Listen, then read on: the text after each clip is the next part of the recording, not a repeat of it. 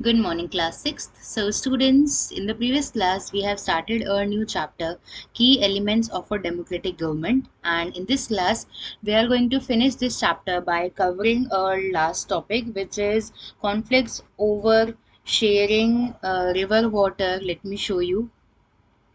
Yes, conflicts over sharing the river water Kaveri water dispute, and the next topic, that is need to resolve conflicts, and the last topic, equality and justice. So let's start with the very first topic of today's class, which is conflicts over sharing river water Kaveri water dispute. For this you have to come to page number 207. इसमें हम लोग देख रहे हैं Kaveri river जो है आपकी India की सदर्न पार्ट की एक मेजर रिवर है, सदर्न पेनिनसुलर रिवर है। अब इस रिवर के पानी को शेयर करते हुए भी कुछ स्टेट्स के अंदर, दो स्टेट्स के अंदर कॉन्फ्लिक्शंस हैं। कैसे कॉन्फ्लिक्शंस हैं पानी को लेके? कैसे? रिवर फ्लो होती है कर्नाटका से, आप ऊपर देख सकते हो हसन नाम की जगह जहाँ लिखी है वहां से, वो एक एरिया है वैसे तो, वहां से आपकी रिवर ओरिजिनेट हुई, हसन से नहीं हुई है।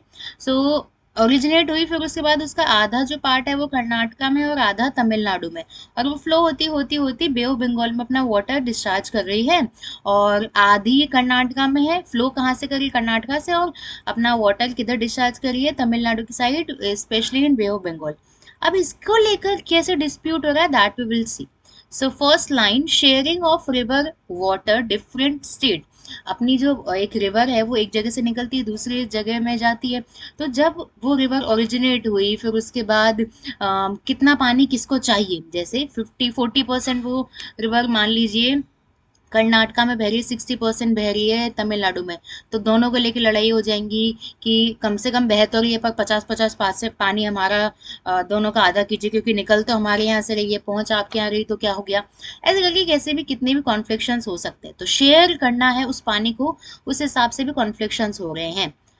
First line, last word, matter of conflicts and dispute क्या है? रिवर ओरिजिनेट होती है, flow through and ends in different state. Dispute natural होते हैं उनके, निकलते कहाँ से एंड कहाँ से हो रही है, उस हिसाब से उनके अंदर लड़ाइयाँ चल रही हैं।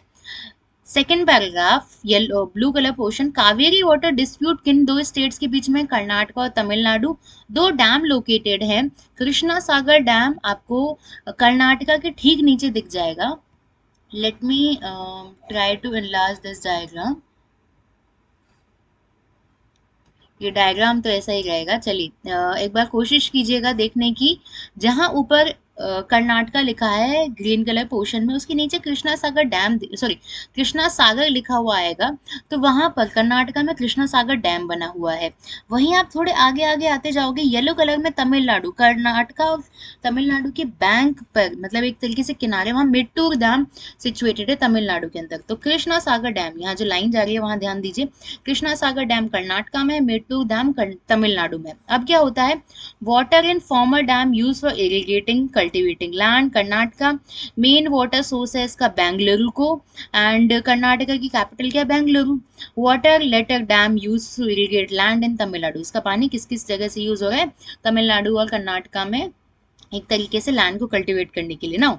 मेट्टूर डैम मतलब तमिलनाडु में जो डैम है वो तभी भर सकता है जब पानी को डिस्चार्ज किया जाए कृष्णा सागर डैम से। As you can see here also, yes, so यहाँ लिखा हुआ है Mettur dam can be filled up only, last line I am reading, Mettur dam can be filled up only if water is discharged from the Krishna Sagar Dam, and Krishna Sagar Dam is situated in Karnataka, and when the water released from Krishna Sagar Dam, तभी Mettu dam में पानी आता है। अगर वहां से रोक दिया जाता है तो मेट्टू डैम में पानी नहीं आएगा। So there is a confliction between the water dividation in between Karnataka and Tamil Nadu, कि दोनों को उसका पानी चाहिए, शेयरिंग चाहिए, पर वो निकल कर्नाटका से रही है, जा तमिलनाडु में रही है, तो इन दोनों को, इन दोनों स्टेट्स के अंदर इस चीज को लेकर लड़ाइयां चलती रहती हैं कि क्या किया जाए या फिर क्या नहीं किया जाए। अब देखिए कॉन्फ्लिक्शन हो रही है तो उसको कैसे रोका जाएगा, उसको रोकने का काम यहाँ पर किसका है? Both state needed as much as, जितना ज्यादा पानी चाहिए दोनों के दोनों उतना ज्यादा पानी चाहते हैं, इस वजह से गिव राइज टू कॉन्फ्लिक्ट, किस वजह से इनके बीच में कॉन्फ्लिक्शन हो रही है? Sharing of water. Union government मतलब आपकी नेशनल गवर्नमेंट और जो आपकी सुप्रीम कोर्ट है, इस लड़ाई को रोकने के लिए उन्हें बीच में हाथ देना पड़ता है, फिर भी अभी तक ये फुल्ली रिजॉल्व नहीं हो पाया है आपका। अभी भी एक तरीके से हम कहें कोर्ट में इनको लेके बातें चलती रहती है ना। प्राइमरी रिस्पॉन्सिबिलिटी गवर्नमेंट की क्या है, उसके ऑर्गन की क्या है? To resolve confliction between the two states और बिटवीन द टू गवर्नमेंट। किसी के बीच में भी कॉन्फ्लिक्शन अगर हो रहे हैं तो शांतिपूर्वक उस कॉन्फ्लिक्शन को सॉल्व करना। कॉन्स्टिट्यूशन ने रूल्स एंड रेगुलेशंस प्रोवाइड कराए हैं वेरियस इश्यूज और मैटर को लेकर, कॉन्फ्लिक्शन को कैसे सॉल्व आउट किया जाए। Difference is resolve by government, अगर नहीं हो पा रहा है तो गवर्नमेंट सॉल्व करेगी। प्रोविजंस बने हुए हैं कॉन्स्टिट्यूशन के अंदर, और अगर कुछ भी नहीं होता तो सुप्रीम कोर्ट हमारा हाईएस्ट बॉडी है जो कि इंटरप्रेट कर रही है लॉ को, और वो अपना सॉल्यूशन, सॉरी जो अपना रिजोल्यूशन है, रिजोल्यूशन नहीं sorry for that word, resolve कर देगी आपके एंड कर देगी सारे के सारे इश्यूज के। एंड में सुप्रीम कोर्ट की माने जुडिशरी की हाईएस्ट पावर है यहाँ पर, इसीलिए एक नदी को लेकर दो स्टेट्स के बीच में झगड़ा हो रहा है, वो दो स्टेट्स है कर्नाटका और तमिलनाडु, और एंड में आपकी सुप्रीम कोर्ट के पास ये चीजें जाती है। Now, let's turn to the next paragraph, next topic which is need to resolve conflict. अब ज़रूरत है हमें कॉन्फ्लिक्शन को रिजॉल्व करने की, तो क्या होता है यहाँ पर? इंडिया कंट्री है डाइवर्सिटी की, तरीके के यहाँ पर आपके फेस्टिवल्स मनाए जाते हैं, रिचुअल्स मनाए जाते हैं, रिलीजन अलग अलग लोग रहते हैं यहाँ पर, और अगर हम बोले कास्ट अलग अलग है लोगों की, बहुत सारी चीज़ें यहाँ डाइवर्सिटी है। पीपल डिफरेंट कास्ट के बिलोंग करते हैं, रिलीजन के बिलोंग करते हैं। Lower caste socially economically backward, logger head with people of the upper caste. तो लोअर कास्ट, और हम लोगों ने कास्ट के हिसाब से भी डिवाइड कर दिया है लोगों को, तो लोअर कास्ट और अपर कास्ट, आपके शूद्र वैश्यास, इन सब में भी हम लोगों ने बांटे थे, पिछली क्लासेस में आप पढ़ के आए हो। मेजॉरिटी इंडियंस की है इंडिया के अंदर, हिंदू हिंदुइज्म वो फॉलो कर रहे हैं, और भी अदर रिलीजन्स है जैसे इस्लाम हो गया, क्रिश्चियनिटी, बुद्धिज्म, जैनिज्म, ये भी इंडिया के अंदर रहते हैं। प्रोस्पर्ड फॉर सेंचुरी, कई सालों से, कई सदियों से एक तरीके से संपन्न बना रहे हैं हमारे इंडिया को। 1600 लैंग्वेजेस, बोलियां बोली जाती है, 32 लैंग्वेजेस, 1 लाख से ज़्यादा लोग बोलते हैं, और 22 लैंग्वेज ऑफिशियल हैं एक तरीके से, अगर हम बोले रिकॉग्नाइज लैंग्वेजेस हैं ये। Majority of the northern India Hindi बोलता है, यहाँ लिखा हुआ है, और साउथ के सदर्न इंडिया में तमिलनाडु में तमिल बोली जाती है, कर्नाटका में कन्नड़ बोली जाती है, मलयालम केरला के अंदर बोली जा रही है, तेलुगु आंध्र प्रदेश के अंदर बोली जा रही है। तो हम लोगों ने लैंग्वेजेस में भी कॉन्फ्लिक्शंस देखे। अब यहाँ क्या होता है? Regional imbalances in development of speaking, north western south western state India more developed as the eastern state. Confliction tensions natural हैं, कास्ट रिलीजियस कॉन्फ्लिक्शन नॉर्मल है। एग्जाम्पल जैसे गवर्नमेंट ने 20% जो जॉब्स थी ना वो ओबीसी को, OBC means other backward classes को दे दी 27, जैसे 100% में से 27 किसकी सीट्स रिजर्व हो गई? ओबीसी की। अब देखो अदर जो कास्ट है, कास्ट कॉन्फ्लिक्शन फिर से निकल गया, फिर से फूट गया, फिर से ब्रोकआउट हो गया।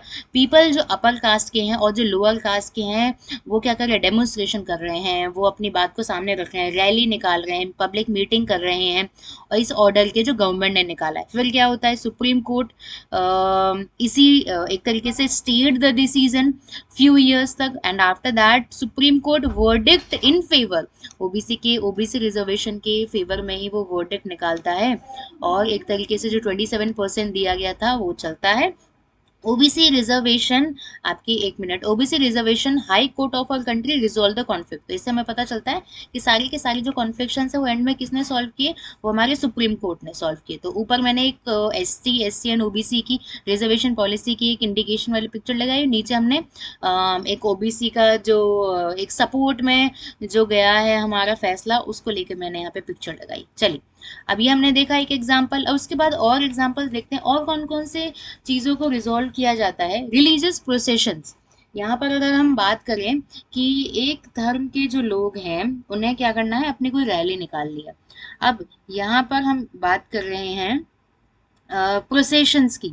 प्रोसेशंस का यहाँ पर मतलब क्या है, जुलूस निकालना है।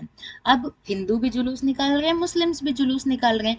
सेलिब्रेशन बाय वन कम्युनिटी, एक कम्युनिटी की जो जुलूस है वो दूसरे के लिए टेंशन हो सकती है। जैसे रूट है, रास्ता है प्रोसेशन का, हिंदू पास हो सकते हैं मुस्लिम डोमिनेटेड एरिया से। जैसे हम यहाँ जयपुर की बात करें, रामगंज इलाके में अधिकतर मुस्लिम कम्युनिटीज रहती है, ये बेसिक सी बात है। अब वहां से कोई हिंदू कम्युनिटी या फिर हिंदुओं की कोई रैली निकल रही है, देवी देवताओं की रैली निकल रही है, वो चीज कर रहे हैं हम लोग। जैसे दुर्गा पूजा में जुलूस निकलता है, वो हो सकता है किसी मुस्लिम डोमिनेटेड एरिया से निकले। और मुहर्रम की भी जो पिक्चर मैंने ऊपर लगाई है, मुहर्रम प्रोसेशन और ताजिया वो निकल सकता है कोई हिंदू डोमिनेटेड एरिया से। अब क्या है, होता है यहाँ पर कभी कभी क्या होता है, ऐसे केसेस में कम्युनल पैशंस अराइज होते हैं, फ्लेयर अप मतलब दंगों जैसी स्थिति या फिर थोड़े बहुत लड़ाइयों जैसी स्थिति हो जाती है। पुलिस क्या करती है, इन सभी से बचने के लिए या फिर कोई भी कॉन्फ्लिक्शन नहीं हो, उन जो प्रोसेशन उन रैलियों में या फिर उनके कोई लीडर को बुलाती है, बड़ों को बुलाती है, बोथ कम्युनिटीज़ के डिस्कस करती है उनके इश्यूज़ की। वो चाहते हैं निकालना, पर कोई अगर प्रॉब्लम हो जाए तो इसके लिए डिस्कस किए जाते हैं इश्यूज़ और उनसे अपील की जाती है कि वो पीस को, शांति व्यवस्था को बनाए रखेंगे। एडमिनिस्ट्रेशन हैज़ द रिस्पॉन्सिबिलिटी, और जो एडमिनिस्ट्रेशन वहाँ का संभाल रहा है, किसी भी एरिया का संभाल रहा है, उसका सबसे बड़ा काम है कि वो लॉ एंड ऑर्डर, कानून का पालन हो, और ऑर्डर मतलब कानून व्यवस्था बनी रहे, वो देखना उसका मेन मकसद है। कानून व्यवस्था जहाँ पर भी भंग हो जाएगी वहां पर फिर दंगों जैसी स्थिति हो जाएगी, जो कि फिर जान हानि की मानी के लिए और जान माल की हानि के लिए नुकसानदेह होती है। चलिए अब बढ़ते हैं हमारे लास्ट पॉइंट की तरफ, that is equality and justice.